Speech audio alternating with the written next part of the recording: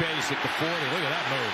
Look at Chase go. Oh, my goodness. What a gear he just found. Chase for the touchdown.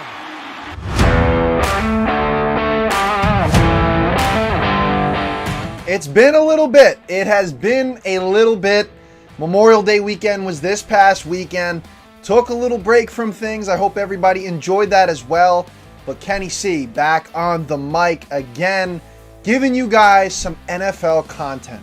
Let's talk about the OTAs, organized team activities, as the latest news, or the biggest news I should say, surrounding OTAs has been with the Cincinnati Bengals with regards to wide receivers Jamar Chase and T. Higgins, who have not yet reported to OTAs, which, by the way, are voluntary, so they do have the right not to attend.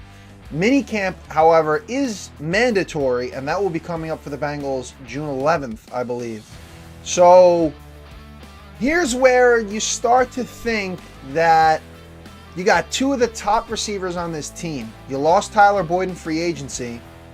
T. Higgins already has voiced his displeasure with the team, wanted to be traded, and then he backtracked on his words and said, actually, I want to stay in Cincinnati. So there was rumors already moving in the rumor mill that the Bengals might trade him.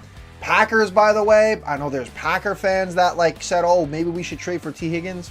Kind of glad that we didn't now, surrounding this, with all this drama coming to the forefront, with him trying to get a new deal. The Bengals want to franchise tag him, which would be a $21 million deal for this coming season. Not too shabby. He wants some more financial stability moving forward. Understandably so, but he kind of had a regression year this past season compared to the 2 seasons before where he had 1,000+ yards receiving. As for Jamar Chase still on his rookie deal.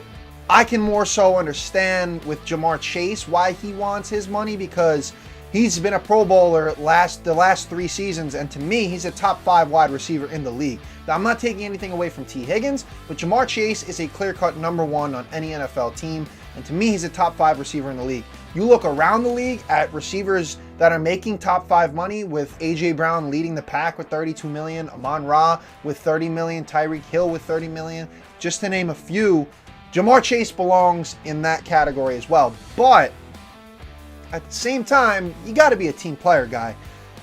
We're going to see when the mandatory minicamp comes around if these two guys end up joining the team again and being class acts and putting, the team above themselves, because I think they will get paid. I don't know about T. Higgins, because when you look at the last 10 years with the Bengals, they've franchise tagged 3 players, and each of those players did not get long-term deals. So for him, I don't know. It's not looking too good. But for Jamar Chase, I do not see a world where the Cincinnati Bengals let Jamar Chase walk. They're going to ink him before the preseason starts, before the preseason games start. And they should try to get something done before the minicamp starts. But Zach Taylor, the head coach, said he's not worried about it at all. He's also not worried about Sheldon Rankins and Trent Brown, defensive tackle and left tackle or right tackle respectively. They also have not participated in the voluntary OTAs, but he's not worried about that either. He says that these guys have been training on their own and they're going to rejoin the team. They will be back with the team. Right now, Jermaine Burton and Trent Irwin, forgetting his name right now. He's a veteran wide receiver on the Bengals, along the lines of that name. Bear with me here. But right now, that's who Joe Burrow's rocking with. Correct me if I'm wrong in the comment section below with Irwin. But nonetheless, I think these guys will join. Now you transition here to Jordan Love and the Green Bay Packers. That's been a huge storyline because Jordan Love is ending his rookie deal, coming to an end of the rookie deal, coming to a close. And after his first full season as the starter last season was lights out in the back end, killed it. He's owed some big money, and rightfully so. I think Jordan Love definitely should get paid. He's the franchise quarterback. He's the quarterback of the future for the Green Bay Packers. You look around the league at the top quarterbacks getting paid. You got guys like Joe Burrow getting $55 million, Jared Goff with $53. He recently had that extension with the Detroit Lions. Justin Herbert's getting $52.5. I think that Jordan Love slots right into that range.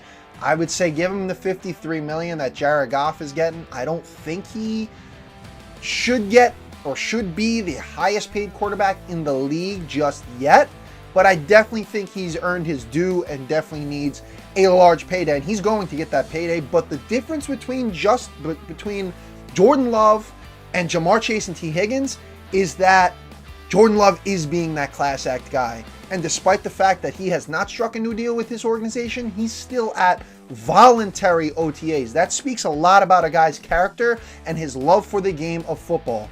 I love, no pun intended, that Jordan Love is participating in these voluntary OTAs. It really speaks a lot about who he is as a guy. He's about winning. He wants to win with this Green Bay Packers team. I'm not saying Jamar and T. Higgins don't, but clearly they don't really care as much about the love of the game, rather more than getting paid. They care about getting paid more, it seems like. So really respect that from Jordan Love.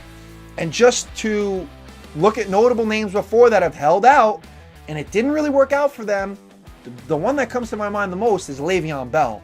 2018, he holds out after being a Pro Bowler and an All-Pro in 2017 with the Steelers. He holds out for the entire year instead of taking the money that they wanted to give him. I think it was going to be $15 million or so, which at the time was pretty solid for a running back. He wanted something in the $100 million break the bank range, and then the guy was traded to the Jets or signed by the Jets and completely regressed, and his career just derailed into just fizzling out. Now, the Jets didn't really use him all that well, but still, the point remains. He held out for money, he got greedy, and it hurt him in the long run. Earl Thomas III, safety for the Seahawks. He held out because he wanted more money, and then he ended up getting hurt with no financial stability the following season. Melvin Gordon had a great 2018 campaign with the Chargers. 2019, he holds out, and then he's in Denver, and his career pretty much fizzled out. So you gotta get on the field and do your thing, and I believe that the money will come because somebody's going to pay these guys. T. Higgins, if he walks, if he takes the franchise tag, plays the season under $21 million, and has a good season, put your money where your mouth is, he will get signed by another team. He will. So that is the biggest news surrounding OTAs right now, in my opinion as well, and that's why I'll give you guys my breakdown on it. Drop your comments in the comment section below. Be sure to subscribe. Also check out the TikTok with the same name at The Kenny C Show. I also put clips on there and post various forms of content. So check that out. Thank you.